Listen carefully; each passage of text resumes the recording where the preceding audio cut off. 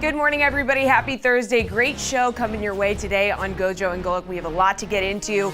Aaron Rodgers, home opener, Jets, Patriots. Hopefully this goes better for him this year than it did last year. We will break it all down. Plus, did we get our last Woj bomb and we didn't even know it? Where were you when it happened? We will talk about Woj retiring and what he's up to next. Plus, NFL Hall of Fame nominees for the class of 2025 are out. Embrace debate. That is what we will do when we talk about some of these first-time nominees. All that and more. Some great guests coming your way today on GoJo and Golic.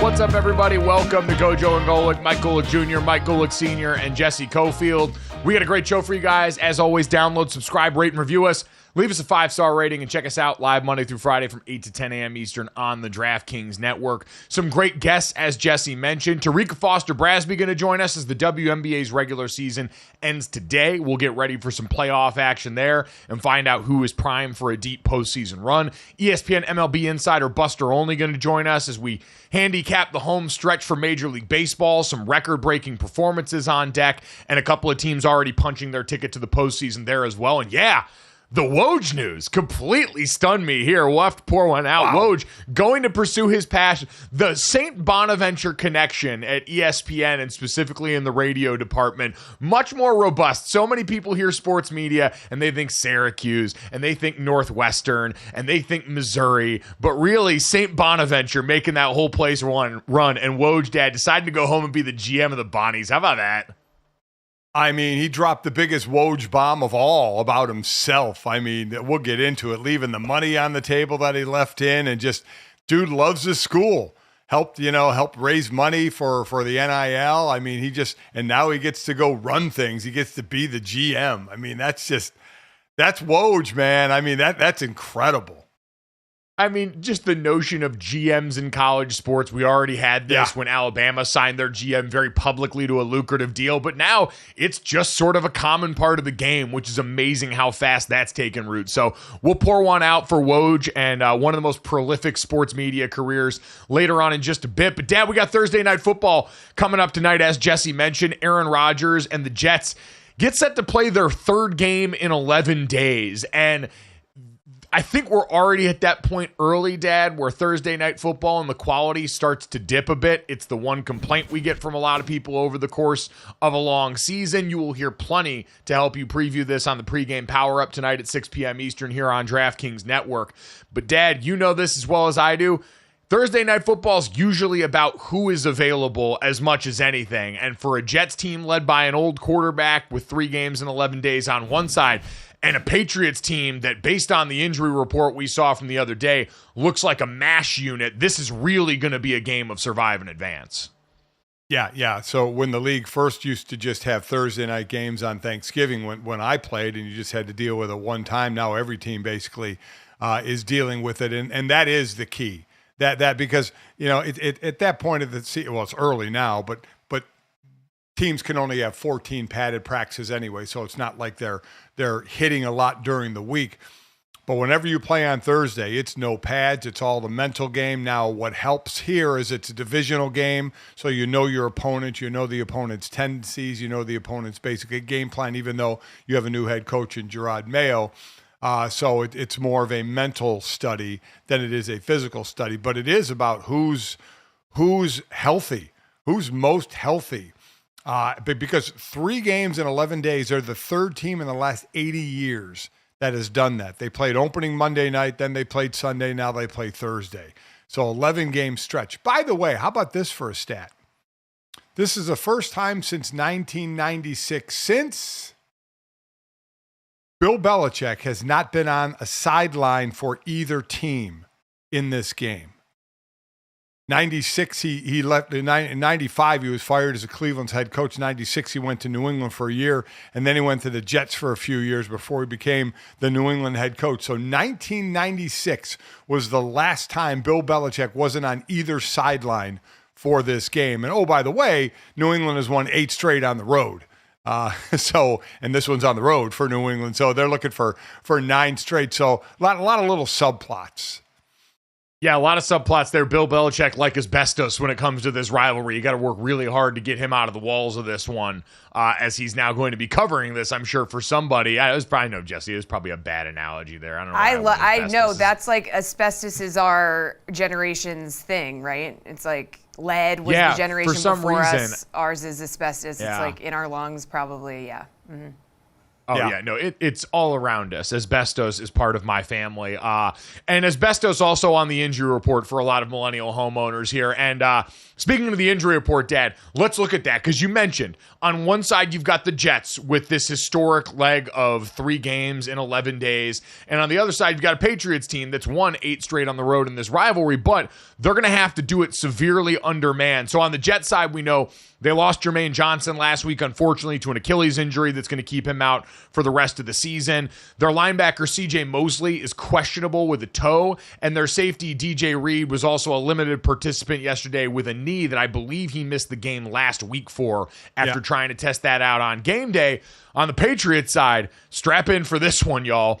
Jawan Bentley, their linebacker, out for the year after last game. Sidney Sal, their offensive guard, hasn't played yet this season, I believe, with an ankle. Their offensive tackle, Vidarian Lowe, lost during the game last week against Seattle, already ruled out. And then you've got center David Andrews questionable, tackle Michael Onwenu questionable, defensive tackle Dietrich Wise questionable, Jabril Peppers, their safety, questionable.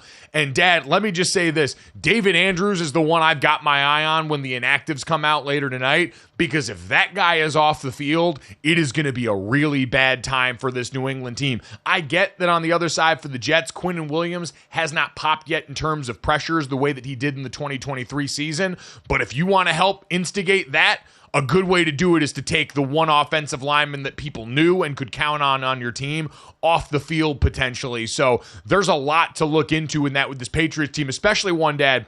The Patriots so far this season had used 6 offensive linemen, so jumbo personnel sets where they put an extra offensive lineman on the field who was their backup tackle who's now going to have to be pressed into starting duty 26 times in 2 weeks. It's not only by far the highest rate in the NFL so far this season, but it's actually the 5th highest rate in the league since 2016, and they've run the ball on 25 of those 26 snaps for 4.6 yards a carry. So it's been part of the identity of this New England team that has surprised people through 2 weeks, and now you've cracked that foundation already before you walk into the game tonight. So I am very, very worried about a New England team that had looked, Dad, disciplined and stout on both sides of the line of scrimmage through 2 games.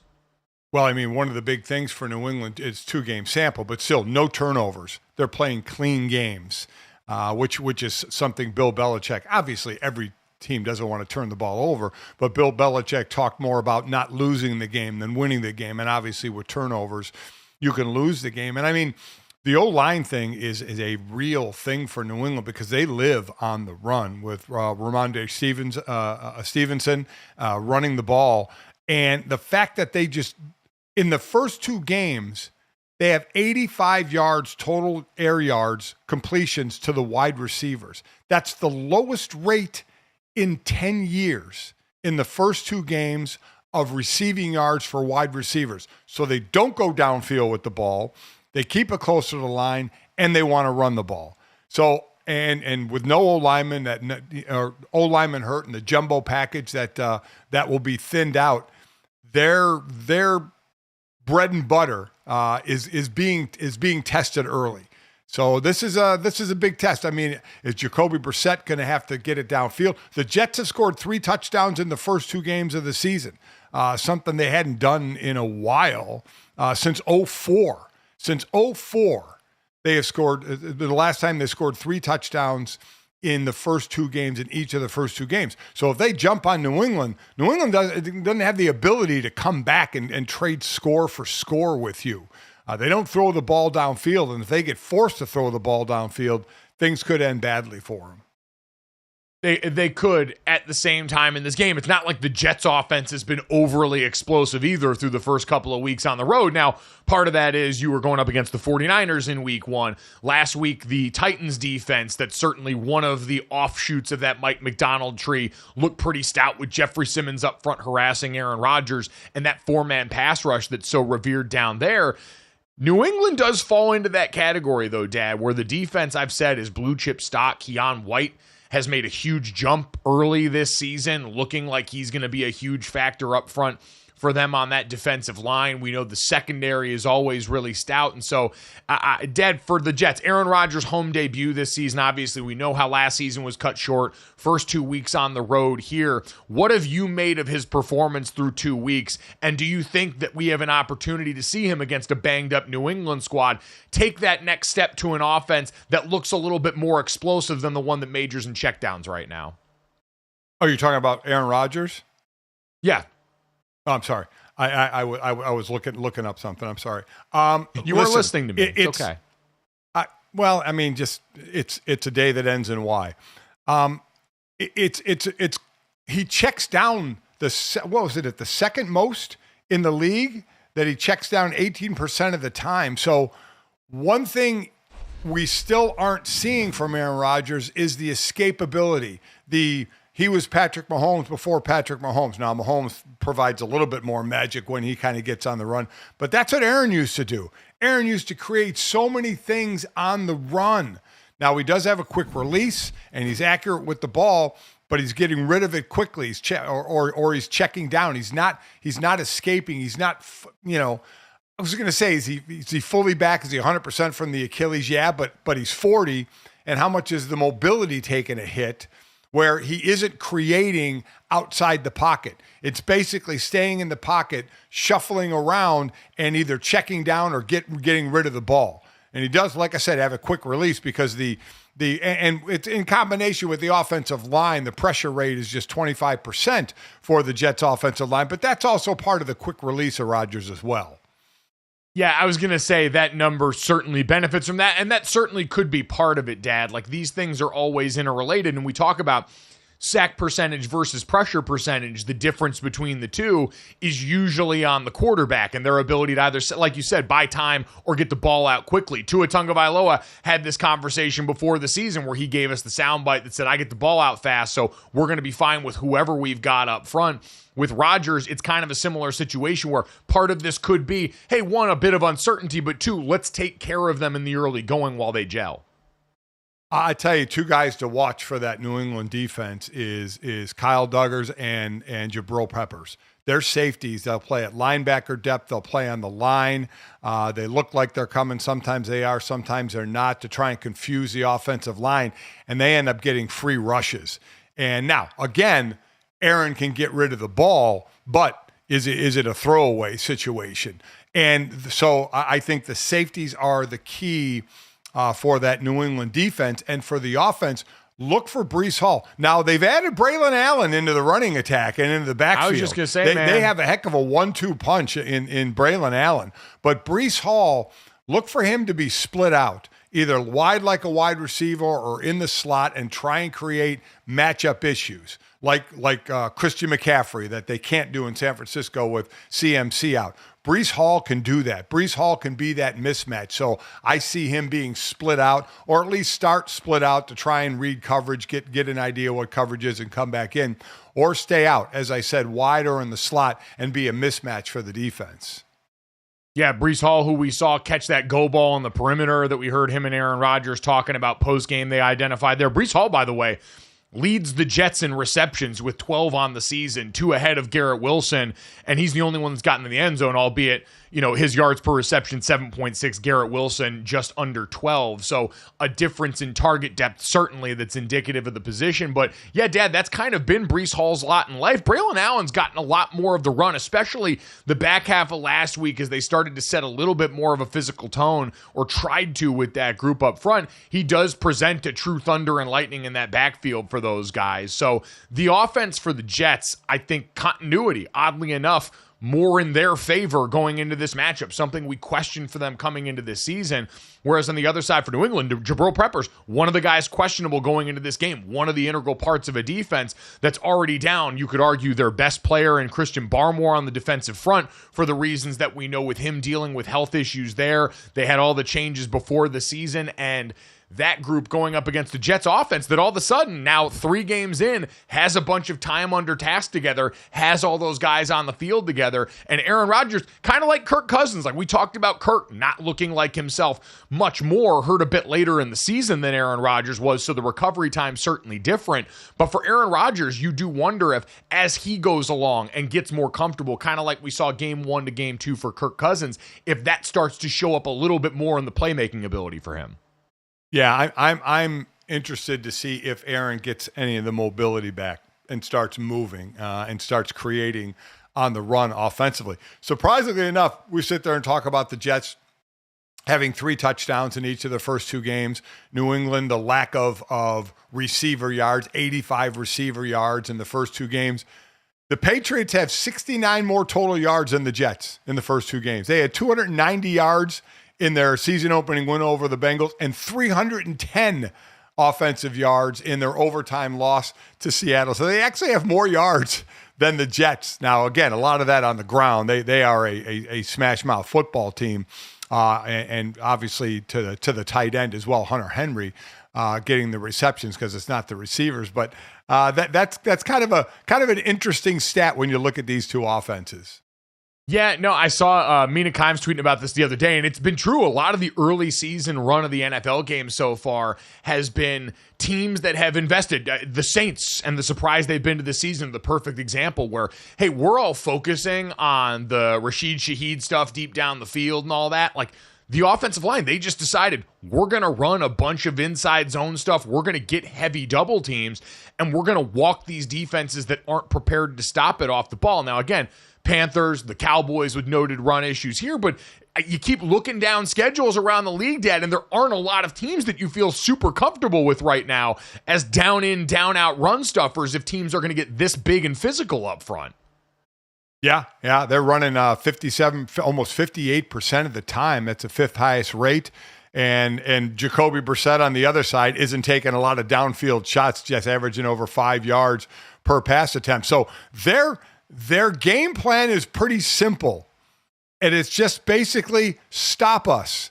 We're going to run the ball more than we pass the ball unless we get into a situation where we have to throw it, and they haven't in the first 2 games. Close game going to overtime in Seattle and a 16-10 win to Cincinnati.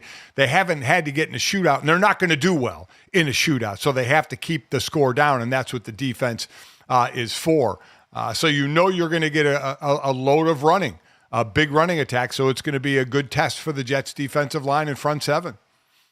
Yeah, you want to talk about what's expected in terms of the point production in this game. The over-under set at 38.5 on the short week for both teams. So expecting the 38.5, but the Jets 6-point home favorites with that point total in mind. So Vegas doesn't think this one will be overly close. And Dad, I'm inclined to agree just based on the injury report that we've seen. Injuries. I think a lot of this is indicative of just who's going to be available for New England, who can take a little bit more of a long-term view of this, Dad. On one side, you've got them with Gerard Mayo as a first-time head coach. I saw him yucking it up on the sideline, pranking some of the guys on the team with the whoa, whoa, whoa, look, it's coming this way.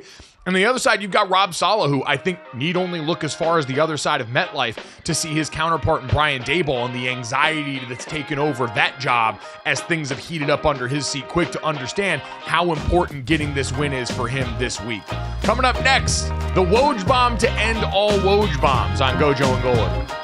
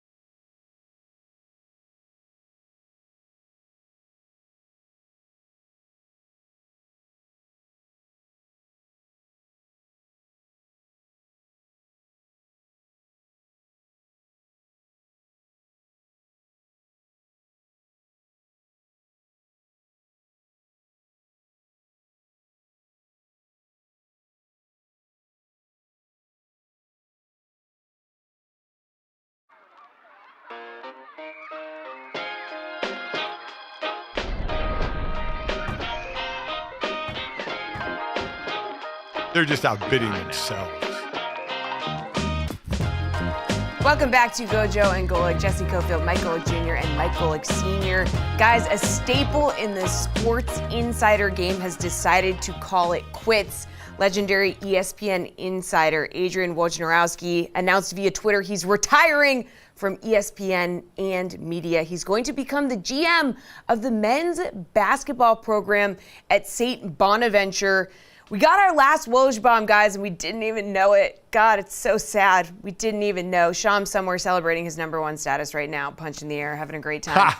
GoJo, you mentioned, I didn't know what this was either. The 30 at the top of the, his I wanted to bombs. ask Dad, because he's our resident old person here, if you knew what the -30 was at the bottom of Woj's sign-off, because this was pretty interesting, and a reminder for everyone that I was a comms major and not a journalism major, so I am an idiot, and people expecting me to know this code in shorthand were always going to be disappointed. And and the other part of this is I haven't seen The Wire. I know that there's an episode that also they end it like that. So, Dad, did you know what this was when you saw it at the bottom of Woj's sign-off letter?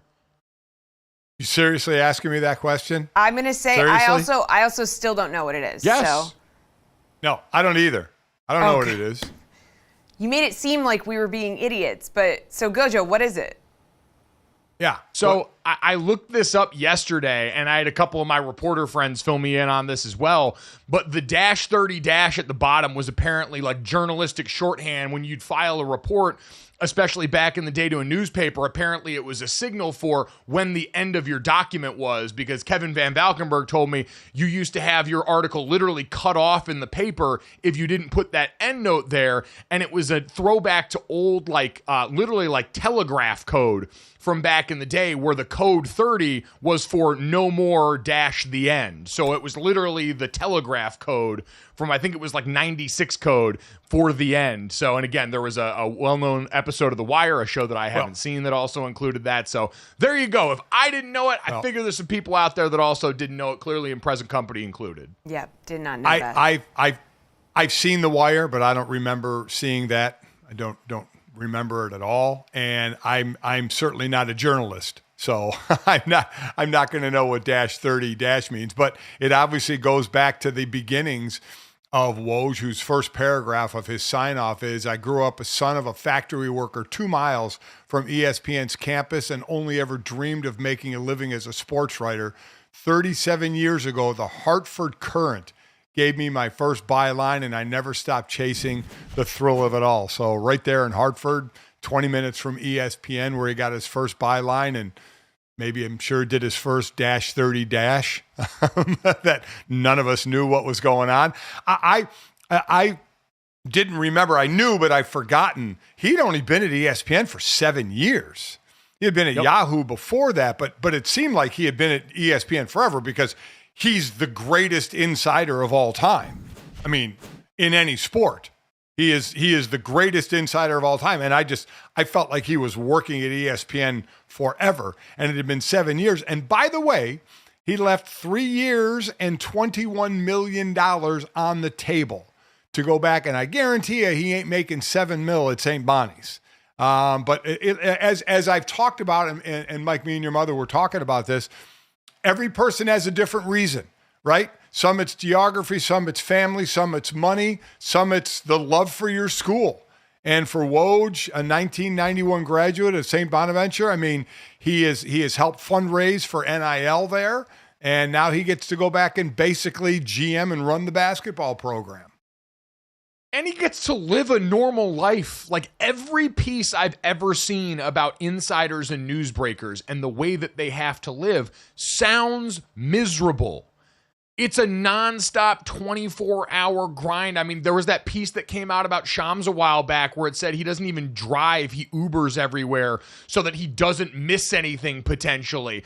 There's these guys telling stories about getting tweets off as they're going up into the plane, trying furiously before they lose service in the brief gap before they get Wi-Fi on the flight. The stress of that job, the fact that it was 3 a.m. East Coast time back home, and in the middle of the day when I was over in Japan, and you've got WOJ bombs dropping in the middle of the night, is a reminder that these people just are not allowed to live like the rest of us once they go all in on that. And Dad, I'd have to imagine that's something you can only physically do for so long, forsaking not only your health and your sanity, but I'm sure parts of relationships with your loved ones that you would like going forward a lot more. Also, don't you guys feel like in the last few years there has been like a little, it used to be so important to be first and like to get it out there, and now it's kind of like we all follow a number of people who, if you're not first, so then you're 30 seconds after the person who tweeted it, it's not that big a deal. I don't know, I feel like it's lost a little bit of its luster maybe, I don't know. It's also lost in the fact that players are breaking their own news, Jesse. So to your point, it has lost the luster. Now, Woj still dropped some bombs that we were like, wow. But because of what you said, and because players have their own podcasts and players are out breaking their own news, that there is less of a wow factor, though with Woj there always still seem to be a wow factor. But players getting involved in breaking their own news on podcasts or just in the social media world has kind of watered it down as well. Yeah, he might be seeing the writing on the wall a little bit for his profession there.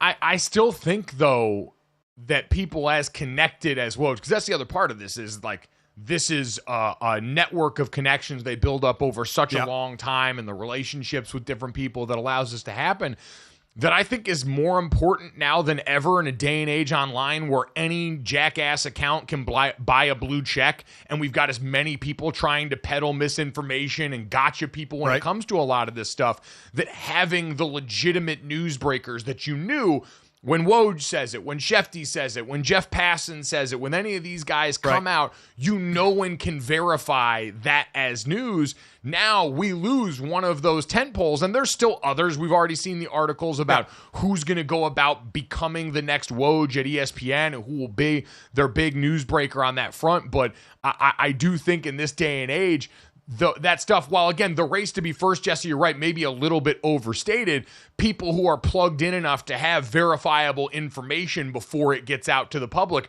from these teams, as some of these moves affect the way that people are going to spend money or affect the team that they care about, is something that I think has a little bit more value, especially now and how chaotic information distribution has become.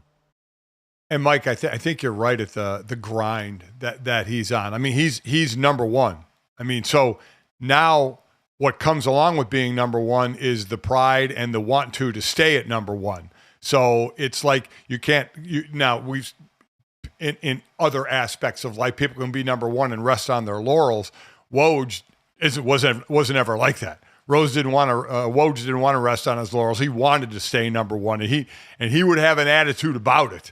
Woj could get going a little bit. There's no doubt about that. But he was adamant that he would get the info, and that the info was right, and he got the info first, and he got the best info. And being number one and wanting to stay at number one just made the job all that more time consuming.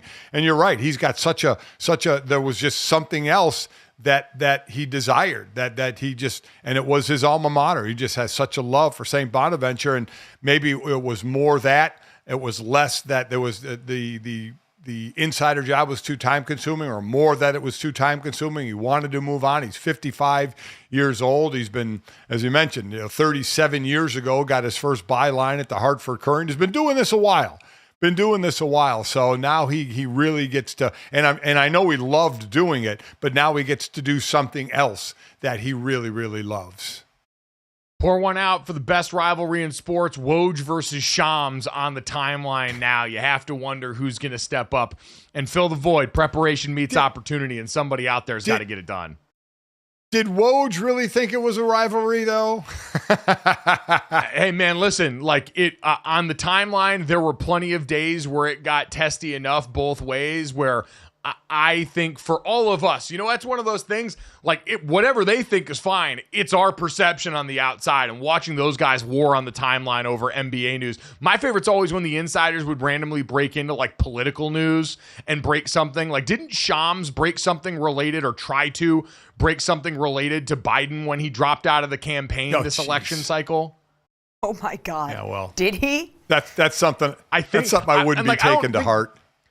I don't think he was like first by any means, but trying to get in on it at all, as these people also traffic in engagement, to me was one of the funnier things. I should probably verify that. But again, I'm not a journalist, so we can shoot from the hip around here. Speaking of shooting from the hip, hips can sometimes get hurt, and that's a good excuse to talk about injuries, Jesse, as we got some important players returning back to the field in the NFL, maybe sooner than we expected. Yeah, so the latest in Green Bay is that Jordan Love participated in non-padded practice yesterday. So how do you guys feel about this? Because it does seem a little soon to be doing that. I guess it's non-padded practice, but still.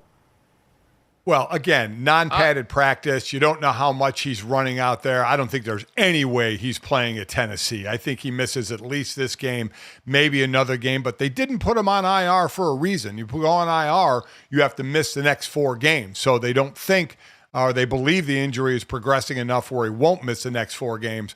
He's already missed 1. I definitely think he's missing this one and then possibly the next one before he would come back.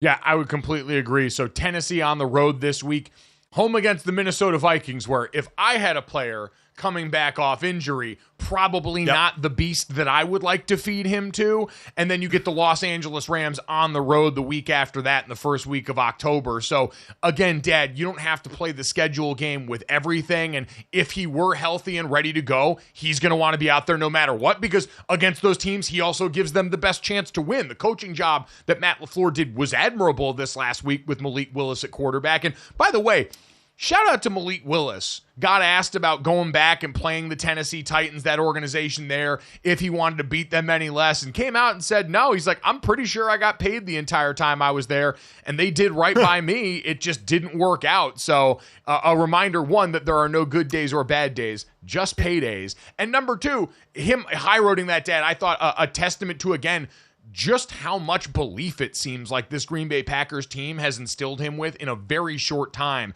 to be the guy at the helm, even if it's just for the this little bit of time at the helm of this Packers team has been pretty impressive. It's just smart to take the high road in situations. But as I've said, and I will continue to say, there is always want to get back at the team that stopped believing in you. And Tennessee is that team for Malik Willis. So he is going to want to show them. And he doesn't have to say it. And I think he handled it perfectly. But there's no doubt that he wants to get a little bit of revenge. I'm sure he does. And for the Packers, I'm sure the guys in the locker room, kind of like we heard from Justin Fields in Pittsburgh, right? No one's more aware than his teammates. Just the same way they talked about that petty game ball in Pittsburgh, Justin Fields and all those guys. I guarantee Russ didn't have to bring any of that up, but everyone else saw the situation very publicly with him, just the same way I'm sure everybody in that Green Bay locker room knows the deal. And even if Malik Willis hasn't fixed his lips to say a word this week about it, everyone in there probably wants to help him get back at that. There's no doubt in my mind. Yeah, completely agree. And I definitely think he's looking for a little bit of revenge, yeah. No doubt about that. Other injury news, Dad, Cooper Kupp avoiding IR for the Los Angeles Rams. They've also placed guard Jonah Jackson and safety John Johnson on injured reserve. So it continues to get pretty bad and pretty scary around there for the Los Angeles Rams, Dad. Yeah. I just think, and they've said, according to Sean McVay, Cooper Kupp on injured reserve is still a possibility, but that team might be too beat up to party this season, which is sad because I thought they were capable of a lot. Yeah, each year there's a team or two that's a mass unit. And the Rams are that mass unit.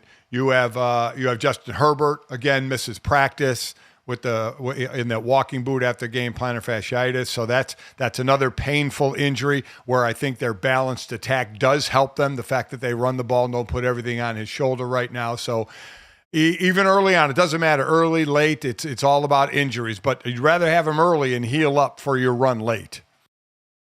Yeah, let's see if they can actually heal up. That'll be the question for a Los Angeles Rams team that lived this hell 2 years ago, and I have a feeling doesn't want to go back as quickly as they have to start the 2024 season. Coming up next, speaking of hell, the LIV PGA merger conversation rages on with some outlandish new stipulations reportedly coming from the side of PGA players. Next on GoJo and Golic.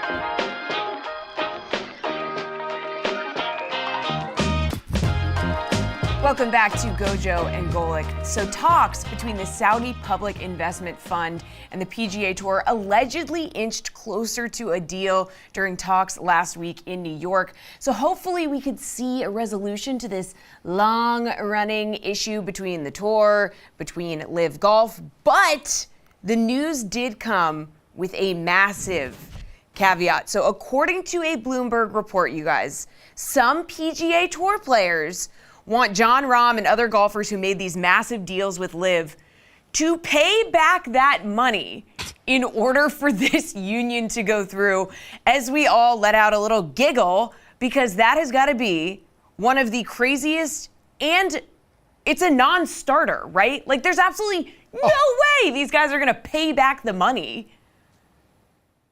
I would agree, Jesse, but Dad, I can understand the sentiment and the frustration from the players on the PGA side who feel like their loyalty is in no way being rewarded when it comes to the potential for this merger to come back. That if everything is just wiped away and these guys got to leave, try and subvert the same league that they're going to come back and be a part of and collect a handsome paycheck while doing it, and they can just waltz back and compete alongside the guys that stayed and did the loyalty and all that rah-rah stuff, I can understand the feeling of some of that animosity that would come for some of the guys, especially, Dad, I'd imagine some of the lesser well-known guys on the tour, some of the guys who aren't taking home the kind of money that we see from the top 15, top 10 guys. Even if I think it is a complete non-starter and totally agree with Jesse, it'll never ever happen. The LIV guys, there's no way they'd agree to it. But we see enough of the feelings on both sides of wanting to reunite that I can get why those guys, as we inch towards what appears to be a finish line, would be pretty ticked off about it. Yeah, you'd have to pry that money from my cold, dead fingers. I mean, there is just no shot that that's going to happen. And a lot of it is the guys felt like they were loyal, and a lot of it is jealousy of players that are on the PGA Tour thinking, I should have gone and grabbed the money. And they didn't, and the other players did, because it was a big hullabaloo at the time, and then everything calmed down, and now the two sides are talking about getting together. So that will never, ever, ever happen. But they also there were other factors that they were talking about doing as well, and it was LIV players paying PGA Tour and DP World Tour fines, donating their money to charity, or forfeiting future earnings have also been floated. So basically, PGA players are looking for LIV players to give up some money. Somehow, some way, paying a fine, giving their winnings to charity, not taking future earnings, to which all the LIV players should say, not happening. Not up in here, not happening. And I don't think a thing will, and I don't think anything like this will happen. Do you think, Mike? I don't think anything like this will be negotiated in. I don't know. I actually agree. I would agree that they should be penalized in some way. Like, I don't think that that's something that's that far-fetched. Now, to give back all the money, but yeah, they're the ones. You heard it from a lot of the LIV guys clamoring because they realized over there, nobody watches or cares. And some of those guys thought the money would keep them warm enough for that to not matter. And other guys like that, I mean, we've heard Bryson DeChambeau talk about that publicly, how we need all these guys back in one place together because these guys like how it feels when they're competing out there in front of an audience that actually watches and cares at a time where they can try and leverage the popularity of golf. And that can't happen. So there's guys on that side of the fence that want that an awful lot. And so, yeah, if you're going to come back over here, listen, the notion that they would give back all of the money as some sort of concession to those guys is not going to happen. But the notion that there should be some sort of penalty on the back end as they come back forward to this, that to me is something that I could be talked into a little more depending on the severity of it. Just because, again, if you're the guys that stayed, you'd be like, what did I do this for then? And I understand fair's a place where they judge pigs. Maybe there's going to be no reason, like most of life, eat at Arby's, but at least they can try. The most that they're not giving money back, they're not forfeiting future earnings. The most I would think that could happen is they would fine the LIV players some money for the whole situation. But that's a far cry from giving all the money back, because players made, in some cases, hundreds of millions of dollars, and in most cases, tens of millions of dollars. You're not going to, if they do a fine system, it's not going to fine them players that much money. Not tens of $millions or hundreds of millions of dollars. It would be a much smaller amount where you could feel somewhat vindicated that they gave some small portion of the money back. I could possibly see that, a fine system for players to come back. But remember, they also on the PGA Tour have talked about a system to get players more money. But nowhere near what players got to go to LIV, but to get some extra money. So there is that side of it. But this will be, if they get any money back at all, it, in my eyes, would be a fine, and it would be a pittance compared to what they made going to LIV. I do think that could be a place that's an easy compromise, Dad. You mentioned the player performance pool that they draw from, where players are rewarded for, more social media engagement, how often they're mentioned, all these different ways that pay out at the end of the year. There's the tournaments that have the bigger pots that we've seen around golf as well. And maybe you find a way to exclude them from some of that, the extra money that's poured in as a result in the meantime, and reward the players who stayed that way. Either way, this is a saga that every time more news comes out, we all roll our eyes and just pray one way or another that it's over, because we've been hearing about the potential of it for years. Rory McIlroy's talking about all of this from, however far away, because even he's done with this stuff and not actually a part of the meeting. So we'll wait to see the rest on that as it continues to leak out there. But Jesse, if we want to talk about drama, I'm amazed. Colorado football sitting here at 2-1 gets a big win in a game where it was highly charged and contested over last year to this year against their rival in Colorado State. And still, Deion Sanders is making the soundbite that's going to have everyone going crazy. Yeah, there's never any lack of drama over in Colorado. And Deion had a few things to say during his presser. And are we surprised? No, but take a listen. Landscape has changed in football. Once upon a time, you guys never attacked college players. Now they're making more money than y'all. And some of y'all are envious and jealous about that. So you're on the attack. It was hands off a college player because he's an amateur. Remember that, guys? Now it's hands on. Go at them any kind of way you want. They're making more money than me, and I'm mad about it. When you attack them, these guys are sensitive. They've never been attacked. They hadn't gone through what I've been going through with y'all for years. They haven't done that. So it is what it is. I know you're going to do your job and what you must do, but your job does not say attack. The personal stuff, leave it to be personal, because if we start flipping the script on y'all, you wouldn't like it.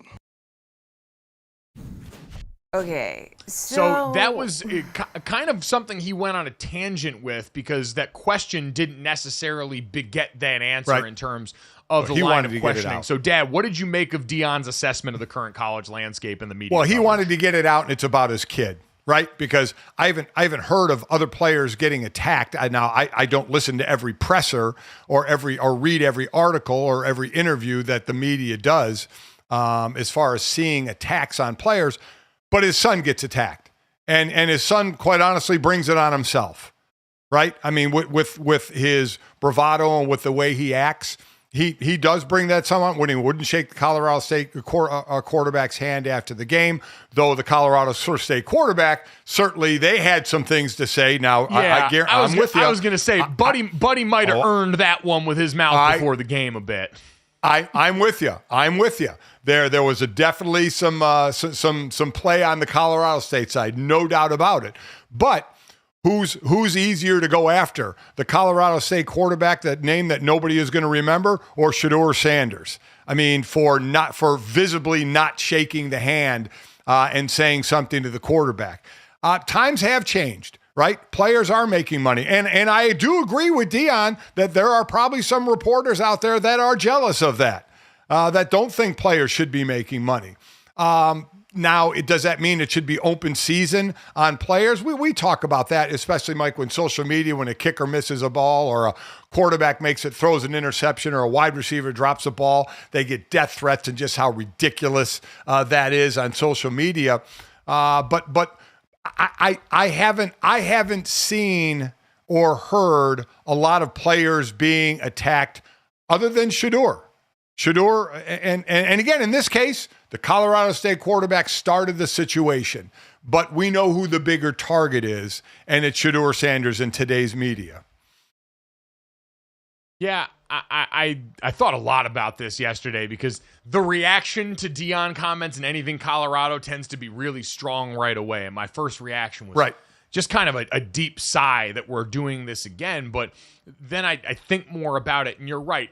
I would imagine if I had to game this out, this does have a lot to do with Shedeur, who, coming off that moment in particular, I'm sure you could find someone or a pocket of people who probably had some pretty negative things to say about that. And as a coach for any player, there'd be a reaction, but as a father with a son, I'm sure the reaction is even stronger when something like that happens. The difficulty for Deion now is you've gotten in this position where you already have positioned yourself against the media in multiple instances now as a coach versus the media. And then on top of that, I think the biggest mistake and the biggest point of frustration I have a lot of times when arguments like this get made is it's open-ended.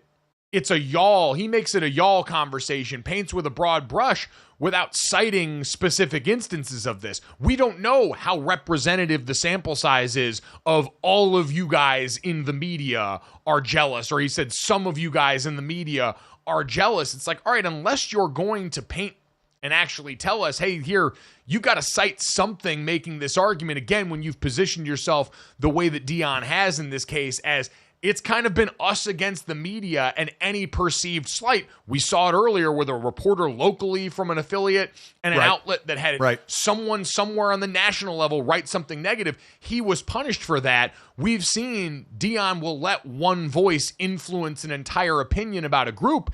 And so here again, it's painting with a broad brush when we don't know. Because again, Dad, traditionally, and I heard Paul Feinbaum say this yesterday as he ranted about it, traditionally college football media has been hesitant to criticize players because they're not being paid. And even now, as someone that covers the sport, I'm still a little hesitant because to Deion's point, they are young men still. Like, it is a difference between them and pros that and listen, we should treat a lot more people with a lot more dignity and respect in the way that we cover them. That's a universal thing. I don't think Deion's wrong in that point. But again, the source and the impetus for this, and now all of a sudden to blast a larger group of people for the actions that could be of a few, is kind of indicative of where we always find ourselves in conversations like this publicly, where it's someone responding to a few and making it about many. And again, I think this is about Shedeur. So there is part of me that gets it from a father to a kid, right? His kid is being criticized, and it's the father coming out in him to back his kid or be critical of the media. Hell, when you were Jake would get, something negative said about you when you guys were at Notre Dame. God forbid your mother was ready to hit send, incredibly quick, and would have diced up the person that she saw if she saw the reporter in front of her. And as a dad, it's tough because I sit there as a football player, a former player, but also as a father, and say, okay, I don't want to get involved in this, but I do want to get involved in this. Well, I have a choice. I'm not being interviewed about it or talked about it because I'm up in the stands. Even though I was in the media, I wasn't asked about it. Deion's the head coach. Deion's going to be asked about it, and Deion's going to put it under the guise of attacking college players when it's really about his son, and he's sticking up for his son, and I understand that to a point. It's complicated too, because it becomes so much more complicated because players are getting paid. Personality is part of getting these NIL deals, et cetera, et cetera. But it's kind of Kardashianism to me. You can't have it both ways. You can't invite all of the media circus and likes and whatnot when things are good and then reject it when it's bad. Yep. Well, and I think there's a difference between it being bad in terms of it being critical and it being bad in terms of nasty and venomous. And I still don't think that there's any excuse, no matter how public your platform is, for the latter version of that. But criticism is a part of the gig. And if it's just that's inviting this, that's one thing. If it's the other stuff, there is part of me in a galaxy brain way that can go, hey, man, you know what? Going out there and pushing back on behalf of your players, good business if you're a coach. You're a player, you look up and see, hey, our coach is going to go to bat for us when the stuff hits the fan. That's something that you can look at and say, all right, noted. Coach has my back on this front. Even if the outside world disagrees with us, it's about what we have in this locker room. Coming up next, we'll tap back into the Jets locker room ahead of Thursday Night Football here on GoJo and Golic.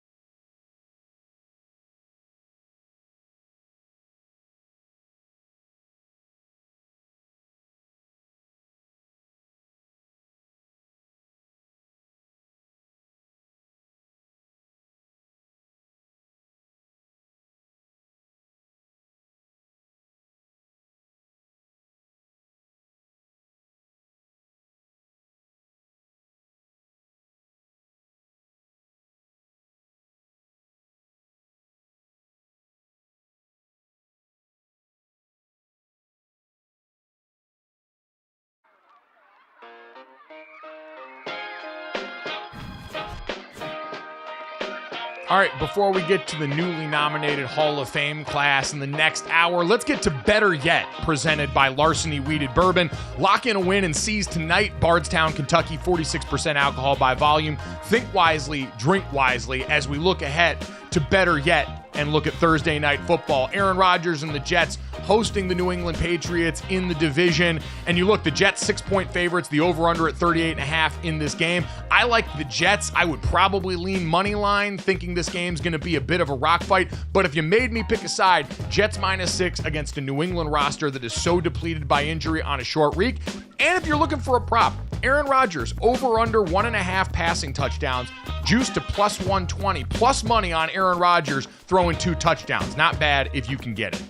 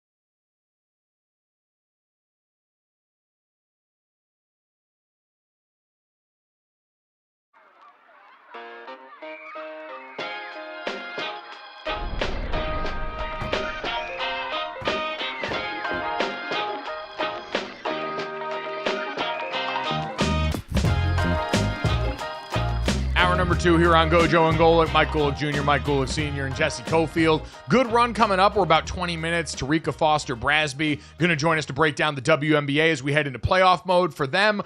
Major League Baseball, Buster Olney, ESPN MLB insider over there, will help us also handicap the home stretch of that season as we get ready for postseason baseball. But Dad, in the meantime, it is manna from heaven.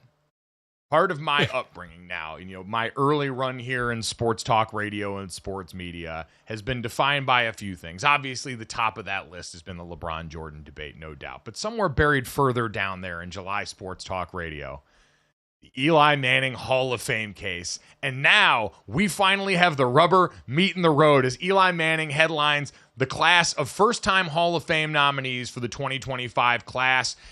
Eli Manning joins a host of really quality names. And Dad, I've said this in the last couple of years, but we're getting to the Hall of Famers that were guys that were playing when I was old enough to start remembering and watching and really taking in what's going on with football. So Eli headlines a class that also includes offensive linemen Travis Frederick, Joe Staley, Marshall Yanda, and Ryan Khalil, Marshawn Lynch, Darren Sproles, the late Demarius Thomas, Vernon Davis, Delaney Walker, Luke Kuechly, Terrell Suggs, Antoine Bethea, Aqib Talib, Earl Thomas, and Adam Vinatieri, the famed Patriot kicker. So, Dad, it's an incredible class in a lot of ways, but we know Eli Manning, he's got the name, he's got the show on ESPN right now, and he's got 2 Super Bowl trophies sitting in his hardware case that I think are the bulk of the argument for a lot of people. Hey, you beat 2 of the Patriot teams, one of which was the undefeated greatest team we've ever seen in 07, and you were the one that lifted the trophy at the end of those years. Is that enough, Dad? I know we've done this before. We've had time to, I think, take a break, internalize that, enjoy Eli as he's made the media switch. And now we got to kind of go back to the football career. Is Eli Manning a Hall of Famer, Dad, once and for all when it comes to the first ballot? I don't think he's a first ballot Hall of Famer. I do think he gets into the Hall of Fame. Now, there are no other quarterbacks on the list, save for, old timer, I say, in a guy that has won multiple Super Bowls and I believe been multiple MVP winners in Jim Plunkett. So I don't see him getting in on the first vote. I do see him eventually getting in, but not on the first vote. So that's how I've kind of always been with Eli Manning and where I would stay with Eli Manning.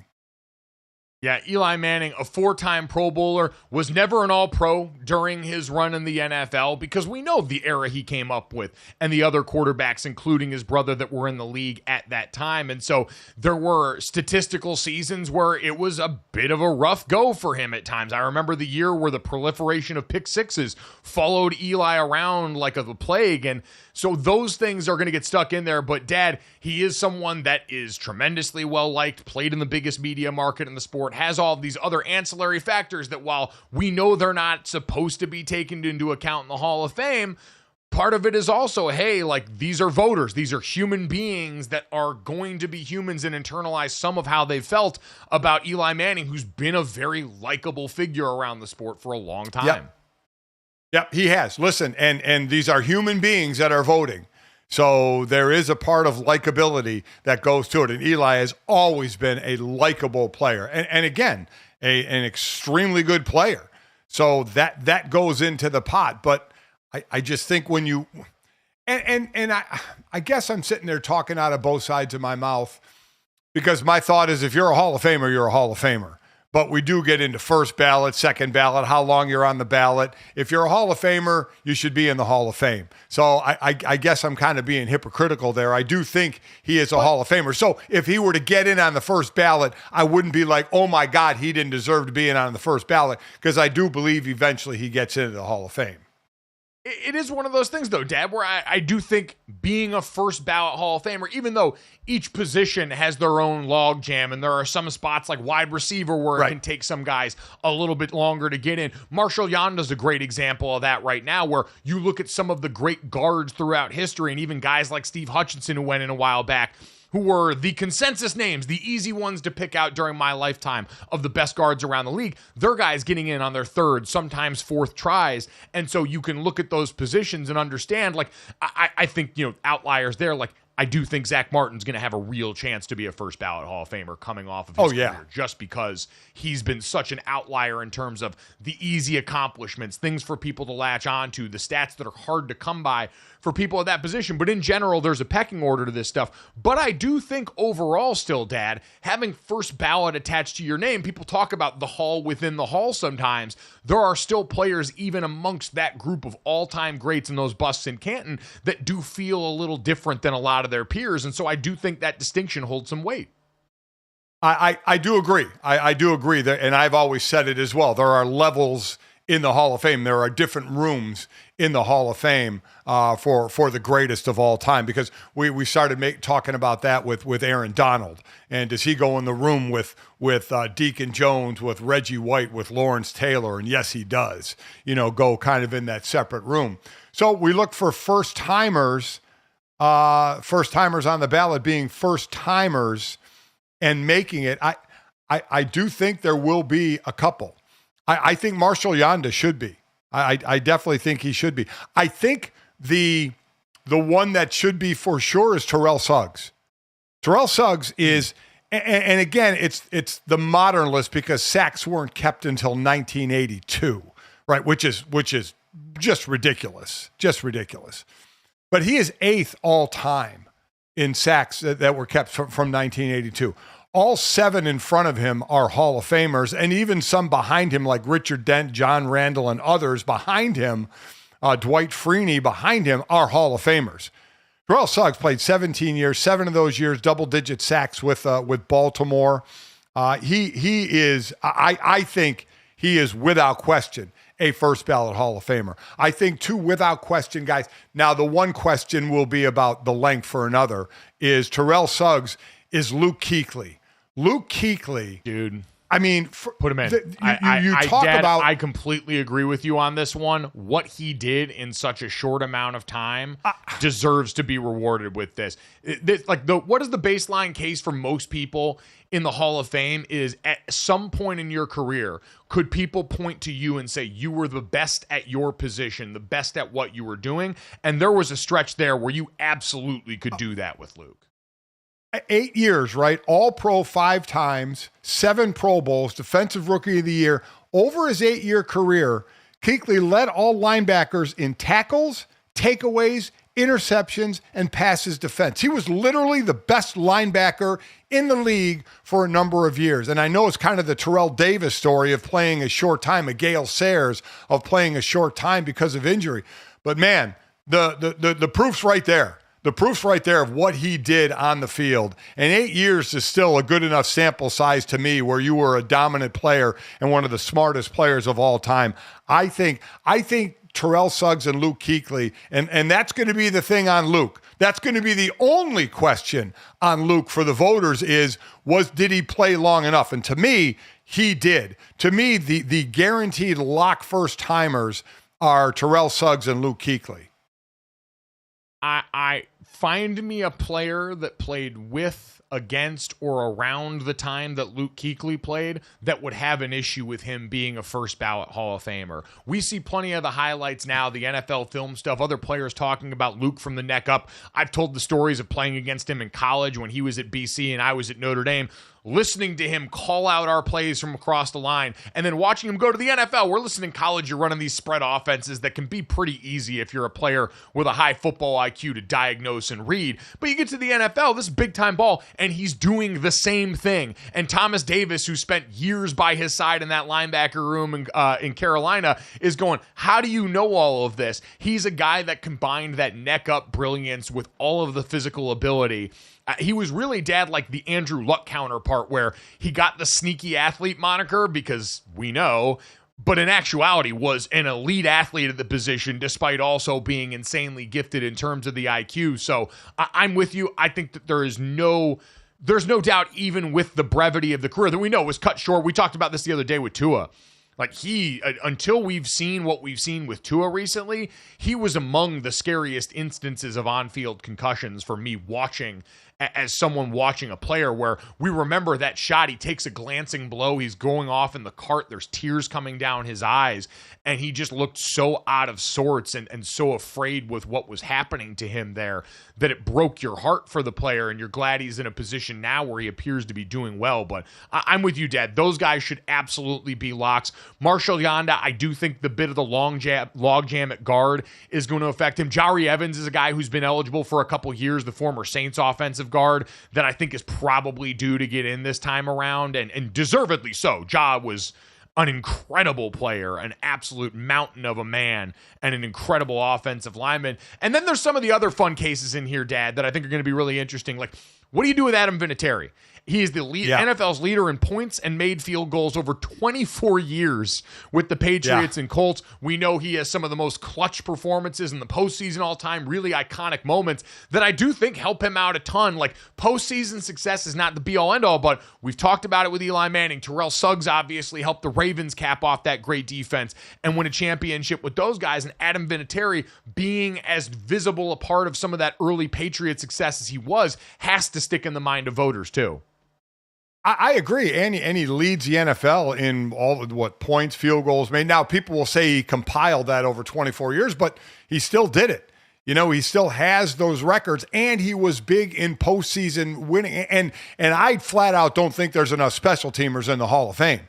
So I think a guy like Adam Vinatieri deserves, you know, maybe it's a good timing award where they're starting to put in special team players that he should be in there. I think he has accumulated but he's kicked enough big time kicks, I think, to offset he just accumulated in 24 years. So I think I would agree. I think he's a Hall of Famer.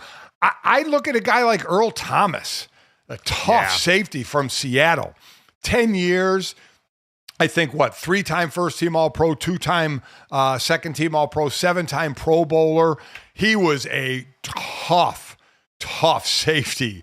I mean, I don't know what kind of love he's going to get in the voting, but he's one I would kind of page mark and say, you know what, wouldn't be shocked if he was a first timer. Boy, I don't know if he'll make it in on the first time, and I don't know what the safety situation looks like, but he was one of the most important players on the part of a named defense. Like, in that Legion of Boom, you know, Richard Sherman's obviously a Hall of Famer coming up. Cam Chancellor was the thunder in that group. Like, I remember talking to guys coming in the league about Cam Chancellor, a safety coming down in the box and hitting offensive linemen in a way that jarred their helmet straps loose. He was the enforcer on that group. But, Dad, you can't run that cover 3 stuff that they were doing without someone with the range and athletic ability that Earl Thomas had. He was the reason that all worked, I would argue there. Everyone played their parts, but in terms of being able to run that scheme as successfully as they did, you can't do that without Earl. Even though it ended badly with him in Seattle, and even though he certainly had his share of off-the-field issues pop up since his career ended, this is still a guy that was such a singular force on a named defense. I completely agree. He was the glue on that defense of great names you mentioned with Richard Sherman. Cam Chancellor. The Cam Chancellor of my day was for the Bengals, David Fulcher, who was like a 240-pound strong safety. I mean, think of that. 240-pound strong safety, because Cam was big. Cam wasn't 240, but he was big and just laid the absolute wood to you. But I don't think Earl is – he would be kind of a – I think he is, but I don't know if the voters will put him in on the first ballot. I would agree. And we need a Hall of Famer just for the vibes. I hope Marshawn Lynch gets in at some point. Marshawn Lynch is one of just 31 running backs with 10,000 yards in his career. More than half of those guys are in the Hall of Fame. And I think just for what we would get out of the Hall of Fame acceptance speech alone, like we've talked about how Jason Kelce, when his number gets called, he's going to be a blubbering mess. He's going to cry all over the podium like he did for his retirement announcement. It's going to be incredibly endearing. Marshawn Lynch has a chance to set the record for the absolute coolest retirement speech known to man. A guy who obviously, you know, had the "I'm here so I don't get fined" stuff popped up later in his career. But I have a feeling now we've seen all the stuff he's done in and around Thursday Night Football. It would be a joy to hear from him. So hopefully we get that moment with Marshawn Lynch at some point. Congrats to all the first-time nominees, though. Excited to see who does get the call for the Hall when it's all said and done. Coming up next, let's look ahead. The WNBA playoffs are getting going. Who's got the best chance of taking home the title? Next on GoJo and Golic.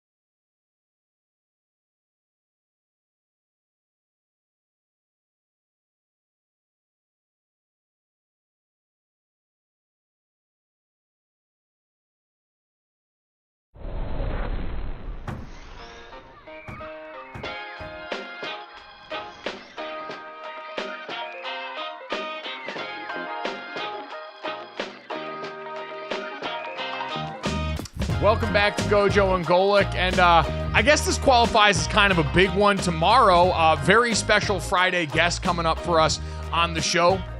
Future Hall of Famer, four-time NBA champion, Finals MVP, four-time regular season champion, and newly minted three-time Olympic gold medalist LeBron James going to join the show tomorrow. Obviously, you've seen him on the DraftKings commercials with Kevin Hart all over the place. We'll get some picks. We'll talk a little hoops. Very excited to look in and give him some advice on working with his kid, Dad, since we know a thing or two about that.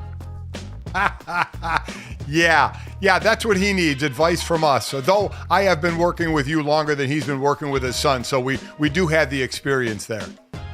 I was going to say, we've got expertise at something that he has not yet experienced. That is the only area in life we can say that when it comes to LeBron James. But again, looking forward to that tomorrow. Should be really fun to visit with him and get his perspective on a lot of different things heading into the 2024 NBA season. We've got that on the way, though, as the NBA season still a ways off from starting. In the meantime here, we have had an incredibly compelling WNBA regular season that comes to an end today. And so as we get ready for postseason basketball in the W, we're delighted to welcome in right now our friend of the program, Terrika Foster-Brasby, WNBA analyst, kind enough to give us some time. And T, we were just talking off air, coming off a WNBA regular season where it felt like every day we looked up and somebody was breaking a record somewhere for something. Can you remember any season that's been quite like this one in terms of the level of accomplishment we've seen? I can't remember a season that has been quite like this one in anything that we've seen. Like, this has just really been an unprecedented season across everything, from the records being broken to the attendance to the viewership to the drama to the everything. Like, this has just really been a season like no other. So has it, you mentioned all those noteworthy things, the drama on and off the court, the attendance, the viewership, the records being broken. Is this the most noteworthy WNBA season or the best WNBA season? Ooh, that's a tough one. I want to say it might be maybe the most noteworthy, and only because we have not gone through the playoffs yet. And that is a huge part. And to me, what makes or breaks a season as being like one of the best seasons ever. Like, it's going to be a hard sell to me when I think of a postseason like we saw in like maybe 2017 and 2016, where there was this back and forth feud between the Minnesota Lynx and the LA Sparks. And like, there was real beef there. Like, that was good. Like, that was really good. So last season's postseason was very dramatic as well. So I think that plays a huge part in the culmination of a season. And we haven't quite got there yet, but we are well away to getting there. The postseason starts next week, and already the way that the matchups are set up is going to be some drama. So I love it. I want to set the table on that in a second, but I do want to kind of hand out the flowers for the regular season. T, is it possible we saw the best single season performance by a player in A'ja Wilson and the best WNBA rookie performance by Caitlin Clark ever in the same season? I will say best single season from A'ja, absolutely. Best rookie season ever, maybe, but I feel like Candace Parker's 2008 season may be the one season that you probably say, well, now, this was quite an incredible freaking rookie season, right? And granted, I know a lot of the records that Caitlin broke were not broken by Candace at that time, but she set some of them, you know what I mean? And so I say all that to say that there's no possible way that you can define what Caitlin Clark has done in her rookie season, but also A'ja Wilson in her. I mean, she's only 28 years old, guys. Like, this is her prime. Like, there's more of this. Like, we're just getting to the best part of this, right? We haven't even really finished the whole thing. And that's what makes this so incredible and so special for her, given everything that this Las Vegas Aces team had before them coming into this. But in terms of rookie seasons, my goodness, literally, Caitlin Clark has done what a lot of people didn't think that she would be able to do, and a lot more time than some people thought that she'd be able to do it, a lot faster. And there's no possible way that you can discredit a single thing that young woman has done this year to solidify herself as one of the best rookies to ever come into this league. So we've been chatting for a few minutes now, and we're going to talk about the playoffs. And the New York Liberty and Minnesota Lynx are saying, "Hey, when are you going to start talking about us? We're the top two teams in the league." Is there a significant drop off between one and two, and then everybody else, or how many teams are really in this for the title? I think the top four are legit. The top four right now are legit. That would be the New York Liberty, the Minnesota Lynx, the Connecticut Sun, and the Las Vegas Aces. The top four are legit. It may feel at times that there is a little bit of a lopsided view just because each one of those teams have had their moments this season of domination, right? You've had the moments where New York Liberty were on a tear. Minnesota hasn't lost but maybe 2 games since we've come back from All-Star break. They've been incredible. Connecticut started this season on a 9-0 run, which is probably the main reason why they're even in the position that they're in right now. And Las Vegas, despite not having Chelsea Gray, despite not having some of their more dominant offensive performances, they still have an opportunity to even get third, right? So today's matchups even still matter as it relates to seeding. And so all 4 of those teams, I believe, have a very legit opportunity to win a championship. But I think the Minnesota Lynx look the best at this exact moment. What's been the biggest difference for Minnesota from last year to this year that's allowed them to go and now be a true contender for this in a way that the last couple of seasons it felt like, hey, Liberty and Aces, we were just going to wait for this to happen? Yeah, well, I think for one, it's definitely continuity, right? They returned 5 of their players from last season. And when you get an opportunity to kind of build from a core, and that core is Nafisa Collier, that's a pretty damn good core that you get to build around, right? So having Fee there and being able to build around that, bringing in, returning 5 of your players from last season, that's number one. Number two, Cheryl Reeve, hello. You've got like one of the best coaches in the WNBA, championship caliber coach, won a gold medal. Clearly, she understands what it means to be a champion. But also, I think the addition of Courtney Williams was huge for this team, as well as Alana Smith, right? Courtney is a true point guard. She knows what it means to be a true point guard, and you got to have a general, right? And she has a deadly mid-range. I mean, that thing is scary. I don't want to mess with that thing. And she has a pretty good chest bump too, which I found out on Tuesday. So there's that. But yeah, that's that. I think those three keys were just very important for Minnesota, and they clicked a lot quicker this season. I mean, I'm thinking maybe like mid-June they'll be in championship form. No, they came out the gate this season, and they have not taken their foot off the gas. They've already beaten New York. They were the Commissioner Cups winners. They're serious, and they should be talked about like a serious contender. So you mentioned the top 4 are legitimate title contenders: 5 Seattle, 6 Indiana, 7 Phoenix, 8 Atlanta. If one of those teams were to pull an upset in the playoffs, who would have the best chance?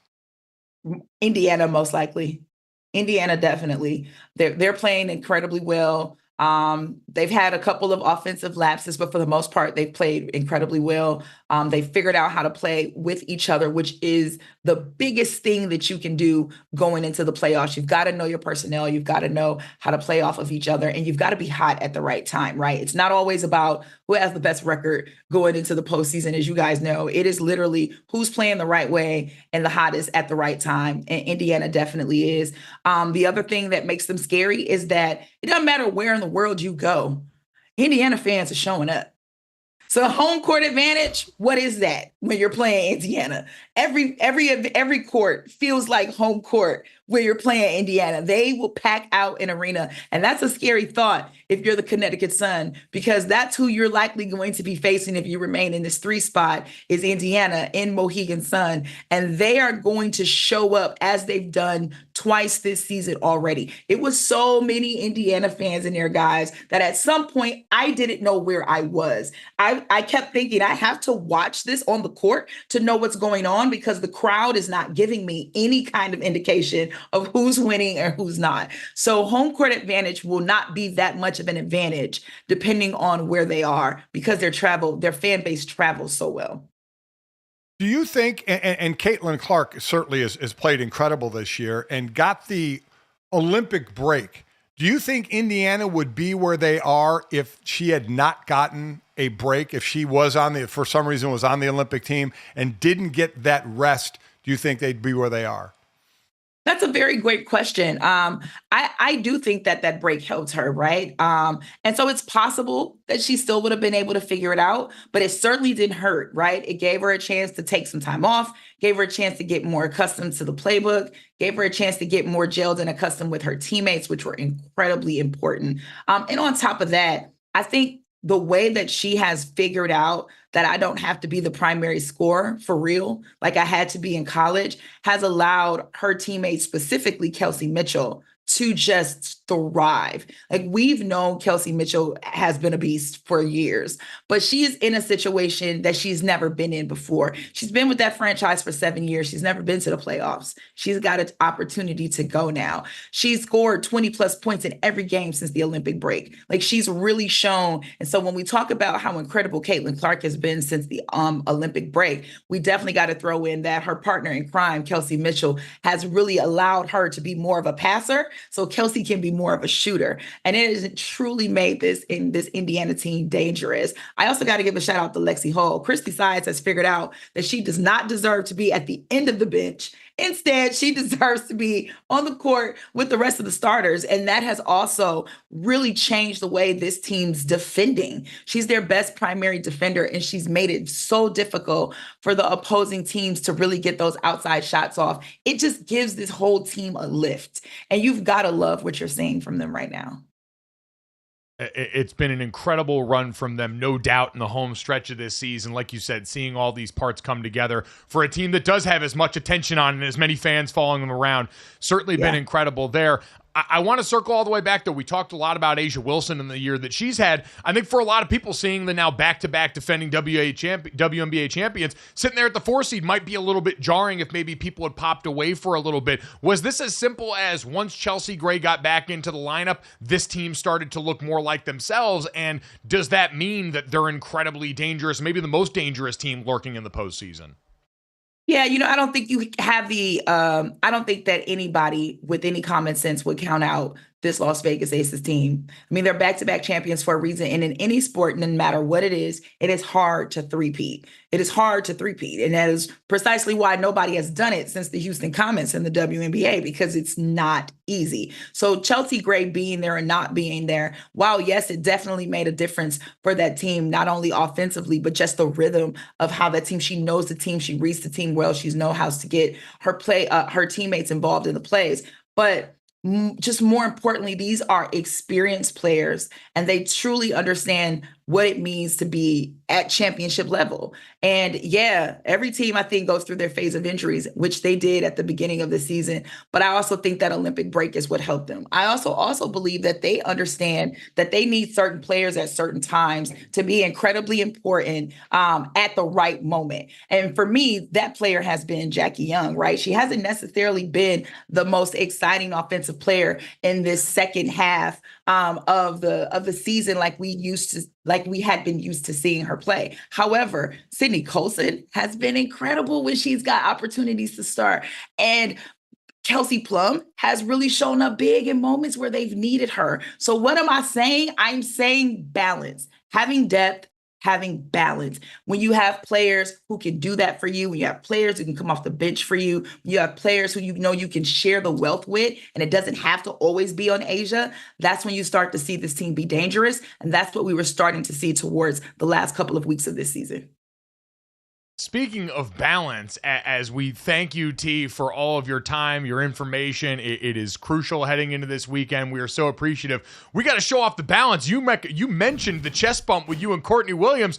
Look at Terrika bowing up here. When she gets the surprise, no one's ready for the chest bump in the middle of an interview right there. T, way to stand your ground on that one there. Way to bow up on her. I just want to say I had on 3-inch heels, and also I used to ball. I have not forgotten how to take a charge. We're all good. There we go. Don't got to get ready when you stay ready. Terrika Foster-Brasby, always ready here when it comes to the W action. T, we appreciate it. Enjoy the end of the regular season and the start of the playoffs. Thanks, friend. Thanks, guys. Thanks.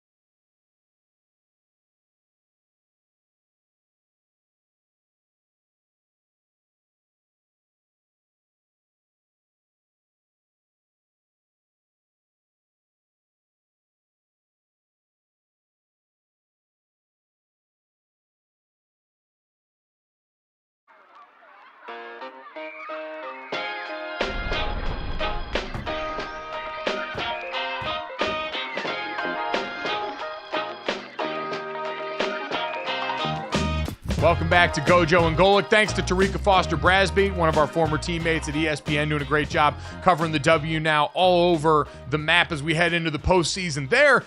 And now excited, we get to go and talk to another one of our former teammates, ESPN Major League Baseball insider Buster Olney, kind enough to join us now, the host of the Baseball Tonight podcast. And Buster also going down the home stretch of the regular season here, getting ready for postseason baseball. How you doing?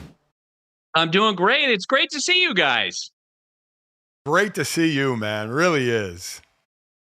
It has been far too long, Buster, and especially far too long into this baseball season. We should have done this a lot sooner, so apologies on that, but we appreciate you giving us some time this morning, and at a pretty exciting time right now. We got some teams punching their tickets, the Brewers that we can get to, punch the ticket and win their division for their third division title in 4 years, but we get the Yankees late last night, punching their postseason ticket there. Aaron Judge is in the middle of a prolific season. So, Buster, how impressed have you been? Let's start with Judge and the year that he's had hitting the ball out of the park again. How surprised were you that he's been able to string this together back-to-back years the way that he has? Yeah, these are the days when it feels like every day we get to see people spray champagne, right? And Aaron Judge in the middle of that last night, I think his consistency for a guy that big, 6'7", 282, according to Baseball Reference, the biggest baseball player ever, for him during the course of his career to continue to get better as a hitter and cover that strike zone with that kind of power is remarkable. I had a conversation with Aaron Boone, our former teammate at ESPN and now the Yankees manager early in the year. He said, because I asked him what has changed with Judge, and he goes, the difference is that when a mere mortal in Major League Baseball hits the ball as hard as he does, it's a single left field, it's a single right field. He said with Judge, if he hits it hard, it's going, and the other thing too, and I don't know if you guys have gotten a chance to spend time with him, is that Judge, at a time when it feels like that there's such a leadership void in professional sports, Judge is a real leader in that clubhouse. Like, he is excellent as a teammate and, bringing in guys like Juan Soto for 1 year and making them feel comfortable and helping to make them better. So would you say he has the second best season going on? Because Shohei Ohtani laughs at a 40-40. This dude has 10 games to hit 2 home runs and get 1 stolen base for a 50-50. Talk about his season. Yeah, well, I mean, he's going to do something no one's ever seen before. And all you need to know about Ohtani is that other baseball players, best baseball players in all of them. We had the Dodgers and Braves on Sunday Night Baseball the other day, and Mookie Betts wore the microphone. Mookie Betts, I think, for years has been sort of the standard of the best athlete in baseball. The guy who could bowl 300 games, that sort of thing. And he was talking about pickleball and how much he loves pickleball. And Carl Ravitch asked him, what if Ohtani played pickleball? He goes, oh, he would win then. Like, he's the guy. Everybody else is like, yeah, he's the best player because he's so big, he's so fast, he's so quick to make physical adjustments on the fly, whether it's pitching, whether it's hitting. And now the question with the Dodgers is, if they make it to the World Series, will this guy who's missed all of this season as a pitcher because he had Tommy John surgery last fall, will he come back and be available to pitch? They have to reach the World Series for that to be a possibility. And with most other guys, you'd be like, nah, no chance. With Ohtani, yeah. And I think that the Dodgers, believe in him and will listen to him. And if Ohtani tells them they reach the World Series that he wants to pitch, I think you're going to see him go in there in the 8th and 9th innings. Wow. You learn not to doubt any of the physical prowess with him. And Buster, is this the kind of season we're seeing, especially with the amount of bases he's stealing and the physical exertion that takes? Is that something that goes out the window when he does start pitching again, just because of all of the things that he's going to be asked to do physically with that back as a part of his game? That's exactly right. This is kind of a one-off. His year where he could just focus day by day by day about just being in the lineup and about hitting and running the bases. And as he moves forward, people have asked the question, he's been so good as a full-time DH, would the Dodgers be better off if they were to just tell him, look, we want you to be in the lineup every day. We don't want you to pitch anymore. And I've been asked that. I know the Dodgers when they signed him to that $700 million deal, they bought into his vision of greatness. And Ohtani's one of those guys who just makes up his mind, you know what? This is what I want to do in my career. I want to be one of the best pitchers. I want to be one of the best position players. And that's what I'm going to focus on. And the Dodgers understand that. I don't think they would even think about asking him to just focus on one or the other, because this is what makes the guy so special, that he just makes up his mind he's going to do something and he does it.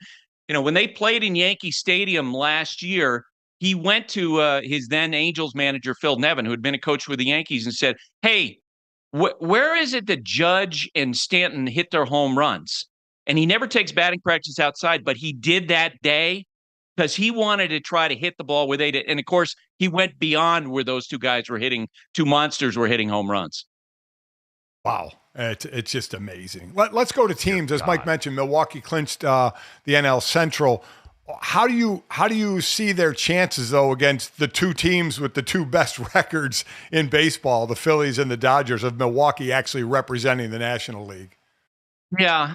Look, I think the Phillies overall, the best team in baseball. To me, they're the favorites to win. But this year feels more wide open potentially in the postseason than any other year since I've been covering baseball, because all of these contending teams have warts. And there's something about the Brewers too. They since the end of last season, David Stearns, their head of baseball operations, leaves to go to the Mets for like $75 million. And Craig Counsell leaves them to go to the Cubs for $40 million, richest contract for any manager ever. They traded Corbin Burns, their ace, in spring training. And so you're thinking, okay, the Brewers are done. And no, Pat Murphy, their manager, who is very much is thinking about talking to you guys, he's as close to it being a football guy as there is in baseball. He is a great dude. Everyone loves him. And to see him in the middle of that clubhouse celebration with Bob Uecker last night, that was so much fun. I don't know if you guys have heard the sound of this celebration last night. It was hilarious what Bob Uecker said. Oh my God, that's hilarious as we're getting the visual of that celebration right now in that locker room. The sights and sounds around this time of year are incredible. Did you guys hear what he said? Did you guys hear what he said? So Pat Murphy introduces him. Bob Uecker's been around forever. He's about 90 years old. And he's saying, hey, this guy right here, Bob Uecker, he's in the middle of our celebration. He's the heart and soul of this organization. And the players give a huge cheer. And then Bob Uecker yells out, I peed in my pants. Oh, God. Oh, my God. Which I guess if you're in a champagne celebration, that's probably one of the times it doesn't matter. Yeah, that's true. That is true. The perfect place to disguise your peed pants in the middle of a postseason celebration locker room, getting ready to punch your ticket to the dance, no doubt. That's incredible. Gonna have to go listen to that right after the show gets done here as we're talking to ESPN MLB insider Buster Olney. Buster, only about a minute left here. You mentioned how wide open the field is heading into the postseason. Who, in your mind, the most dangerous team heading into this postseason, may be lurking just beyond that group of the upper crust? Yeah, as I mentioned, I think the Phillies are the team I would pick, and they're a great team. But the most dangerous team to me, the San Diego Padres, who have built this incredible bullpen during the year. Jackson Merrill, their rookie center field, he was a shortstop beginning of the year. They loved his athleticism. They moved him out to center field. He's having a monster year. That team is playing with a ton of confidence. If you were taking someone who's not the chalk, a team that's not the chalk, it would be the San Diego Padres for me. They are a dangerous team, especially with how bullpens play in October. Incredible stuff as always. Buster, we could sit and do this all day. We'll have to get you back here once the postseason gets going as well. Great to visit with you. Thanks for the time and appreciate it, man. Yeah, great to see you guys. Thank you. Thanks, Buster. Awesome stuff. I can't believe I, of all people, missed the pee pants sound. Like me, the guy most known on this show for having publicly peed his pants on senior day, somehow missed that. I feel like I've let our audience down, Dad. Yeah, I feel, well, as my son, you've let me down quite often. So that's just another that is check true. mark. I guess one of those days being when I showed up to Notre Dame senior day with a big spot of pee in my pants. But again, I've got company there in the celebration for the Milwaukee Brewers. Coming up next, though, we already talked about the end of an era for Adrian Wojnarowski. Coming up next, we got to pour one out for one of the most important kitchen stables we've known in my lifetime. Next on GoJo and Golic.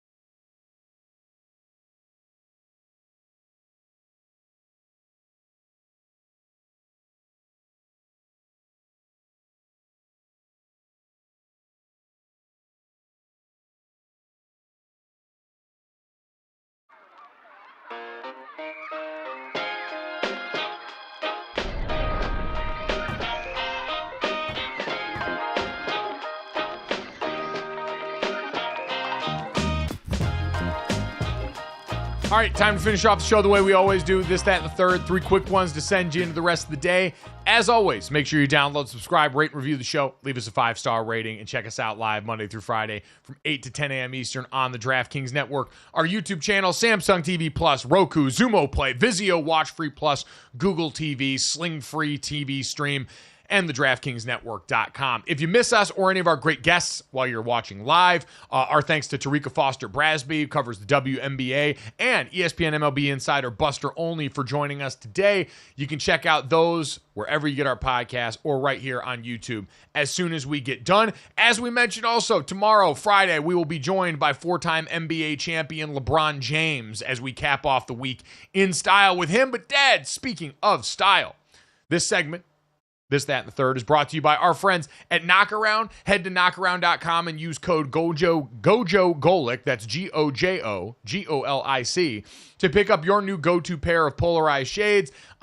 These are the U.S. national team soccer shades here. Dad continues to go with Shark Week. He's a man who's made a decision about the aesthetic he wants to curate. And the good news is Knockaround has a ton of different frames for you to choose from. They fit all head styles, all occasions and varieties. They've got them for Major League Baseball teams, NFL teams, NBA teams, NHL, you name it, they have got it for the sports fan in your life. Or if you just want to look cool as hell, like Dad looks in the Shark Week sunglasses. So again, knockaround.com, promo code GoJo Golic to pick up your new pair of polarized shades. Guys, let's get to this. In the wise words of the philosopher Michael Irvin, we're losing recipes, as it was announced that Tupperware, which is one of those brands you have to remind yourself is a brand and not just the name of the item, much like Google or anything else, is filing for Chapter 11 bankruptcy. And guys, I'm a little bit stunned by this as someone that was raised and certainly enjoyed a good bit of leftovers. Having a red-stained piece of Tupperware after you left pasta in it for too long as a part of the fridge experience is something that I took for granted. And Dad, I guess that's how we wind up in a situation like this. Who doesn't, and maybe Jessie when we get to her, who doesn't have a drawer full of Tupperware? I mean, Tupperware is just a staple of shapes and sizes that you just open the drawer, and sometimes you don't have the right top for the right bottom of it. You didn't put them in the right spot. But for the most part, Jessie, you have a drawer of Tupperware that you always find the right size for what you need by what you've accumulated over the years. Please tell me you have a drawer of Tupperware. I got one word for you. I think it's one word. Microplastics, okay? This is why Tupperware is going out of business. It's because of the microplastics, okay? So here, I do have a drawer, but it's got the glass. It has the glass containers in it. I don't do those microplastics, okay? So Caraway Home, not an ad, but could be. They have really nice containers that are like, it's like the ceramic ones. So you have to be careful because they will break if you drop it. But very nice, no microplastics. You know it won't break if you drop Jessie it? Tupperware. Was going to tell us why we were bad for having Tupperware. I just knew there's a reason that Tupperware folks are $812 million in debt. My favorite part about the Tupperware, Dad, is you mentioned the drawer full of them that usually they move around a little bit and then all of a sudden you can't open because they're stuck from the inside.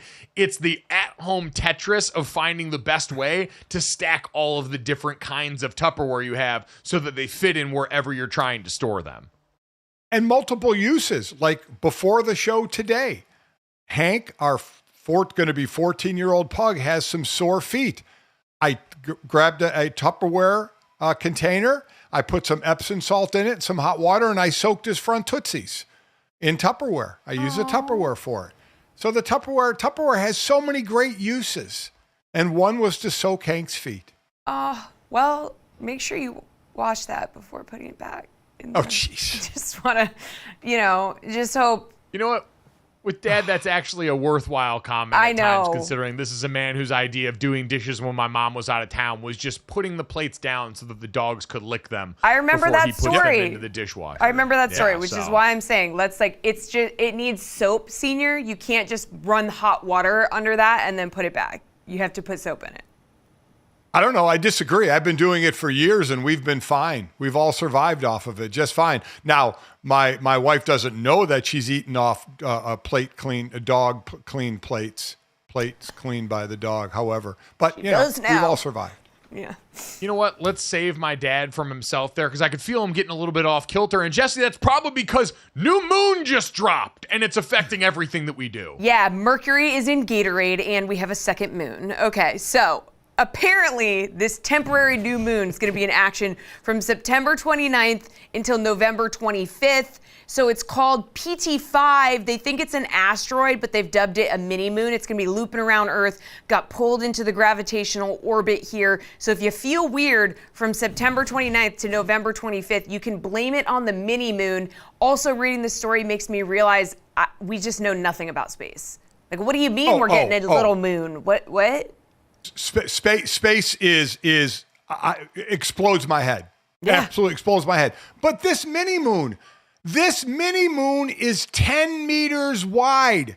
That's right under 33 feet up in the sky. How the hell are we going to see it? We're not. It's 33 feet. We're not going to see it, but we can blame our bad behavior on it.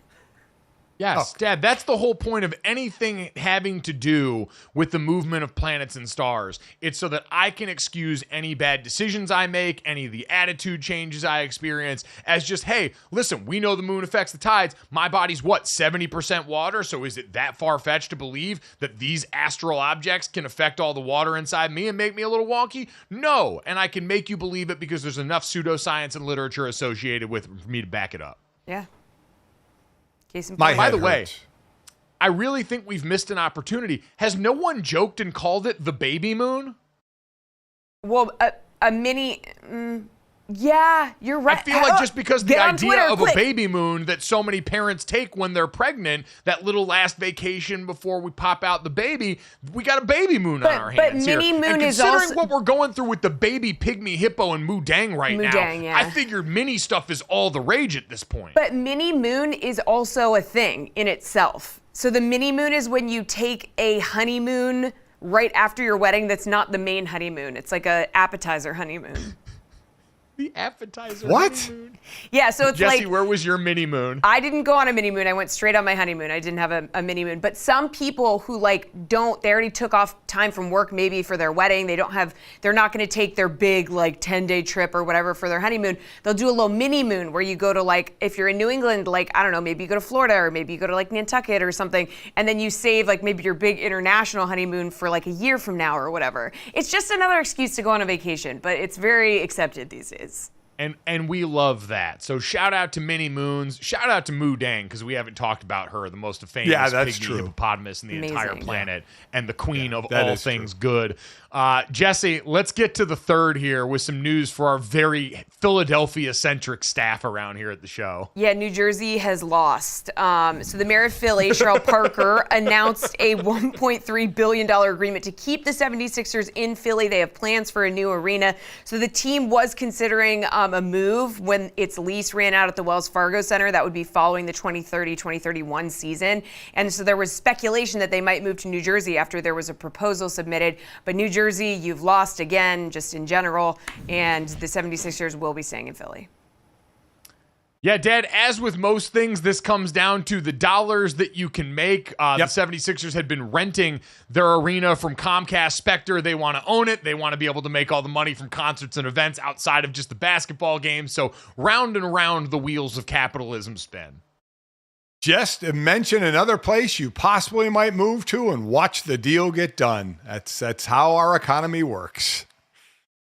It is. But yeah, no, we've got a lot. We've steadily accumulated a lot of Philadelphia fans around the show here. And so I can't act all surprised that this one gets top billing when it comes to finishing off the show with news that the 76ers. Clap your hands, everybody. Philadelphia 76ers. If you agree, stomp your feet with us. Download, subscribe, rate, and review the show. Leave us a 5-star rating. Check it out live here Monday through Friday from 8 to 10 a.m. Eastern on the DraftKings Network. You heard us mention it before. LeBron James tomorrow. You're not going to want to miss it. Thanks.